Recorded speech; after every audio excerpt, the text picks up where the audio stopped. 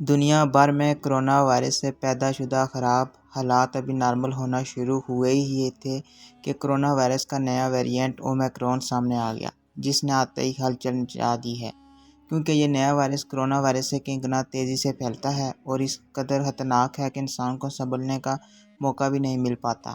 اس virus کا پہلا case جنوبی افریقہ سے رپورٹ ہوا ہے، تاہم سائنسدان اور اومیکرون کی اصل جائے پیدائش، اس کے ارتقاء و محرکات کو ڈھونڈنے کے لیے تحقیقات کر رہے ہیں، کیونکہ وہ اس بات سے اتفاق نہیں کرتے کہ اومیکرون نے جنوبی افریقہ سے جنم لیا ہے۔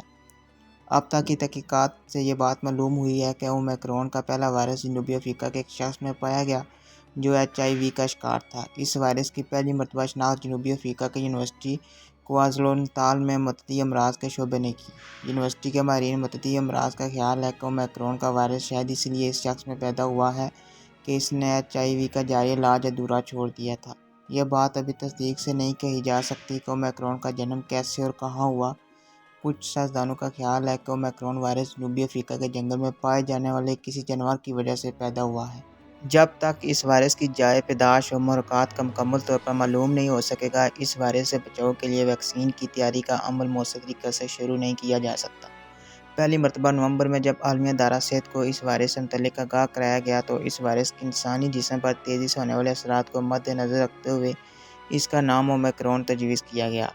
اس کے بعد دنیا کو خبردار کر دیا گیا کہ کرونا وائرس کا خطرناک ترین ویریئنٹ پیدا ہو چکا ہے، جو تیزی سے پھیلنے کو تیار ہے۔ عالمی ادارہ صحت نے اس وائرس کا جینیاتی کوڈ B11529 رکھا۔ جینیاتی تجزیے کے دوران حیران کن بات بھی سامنے آئی ہے کہ اس وائرس کا شجرہ نسب بالکل مختلف شاخ پر موجود ہے۔ اومیکرون وائرس کی علامات کو کرونا وائرس سے ملتی جلتی ہیں۔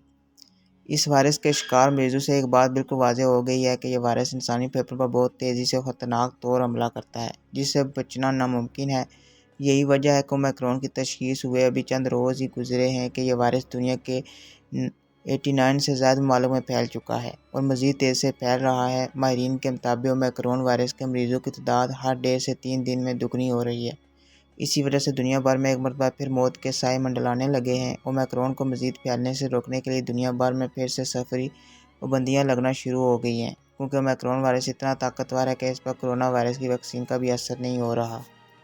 چین کی شنگھائی جیاواتانگ یونیورسٹی اور وبائی امراض پر تحقیق کرنے والے ادارے کی مشترکہ تحقیق سے یہ بات سامنے آئی ہے کہ کرونا وائرس کی ویکسین سائنو فارم کا تیسرا ڈوز بھی اومیکرون کے خلاف اتنا مؤثر نہیں ہے۔ اس ڈوز سے محض 20% اینٹی باڈی تیار کرنے میں مدد مل سکتی ہے۔ چین کی تیار کردہ ویکسین سائنو فارم اور سائنو ویک اس وقت پاکستان سمیت متحدہ ایشیا اور متوسط ممالک میں استعمال ہو رہی ہے۔ دنیا بھر کے ماہرین کی رپورٹس کے برعکس روسی ماہرین نے اومیکرون وائرس کو کرونا وائرس کے خاتمے کی نشانی بتایا ہے، تاہم ابھی تک کچھ بھی حتمی طور پر نہیں کہا جا سکتا، کیونکہ اس وائرس کا انکشاف ہوتے ہی اموات کی شرح بڑھنے لگی ہے۔ اومیکرون وائرس جس قدر تیزی سے دنیا میں پھیل رہا ہے، یہ اس بات کا اشارہ ہے کہ دنیا خدا نخواستہ بہت بڑی تباہی آنے والی ہے۔ اس آفت سے مقابلہ کرنے کے لیے دنیا کو آپس کے اختلافات کو بالائے طاق رکھتے ہوئے مشترکہ طور پر کوششیں کرنا ہوں گی۔ عالمی طاقتوں امریکہ اور چین کو ایسے نازک حالات میں ایک دوسرے کو جنگ کی دھمکیاں دینے کی بجائے اومیکرون وائرس کے خلاف مل کر جنگ کرنا ہوگی۔ اس طرح انڈیا جس طرح پاکستان کو جنگ کی جانب مائل کر رہا ہے، اس کو بھی ہوش کے ناخن لینا ہوں گے۔ BJP کی حکومت محض اقتدار کو بچانے کے لیے خطہ کا امن دور پر لگا رہی ہے۔ موجودہ حالات میں انڈیا کو جنگی جنون چھوڑ کر اپنے ملک میں پھیلے اومیکرون وائرس پر قابو پانے کے لیے اقدامات کرنے چاہئیں۔